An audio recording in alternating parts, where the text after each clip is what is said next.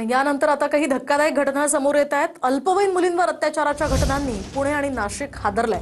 नाशिकमध्ये school van चालकाकडून 9 अल्पवयीन मुलींचा विनयभंग करण्यात आलाय, तर पुण्याच्या चाकणमध्ये वडिलांकडूनच अल्पवयीन मुलीवर अत्याचार करण्यात आल्याची धक्कादायक घटना घडली आहे। नाशिकमध्ये एका खासगी स्कूल व्हॅन चालकानं 9 अल्पवयीन मुलींचा विनयभंग केलाय।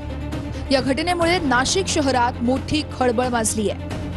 आरोपी व्हॅन चालकाविरोधात नाशिकच्या सरकारवाडा पोलिसात पोक्सो अंतर्गत गुन्हा दाखल करण्यात आलेला आहे। चालक सुरेश नामदेव पाटील याला अटक करण्यात आली आहे।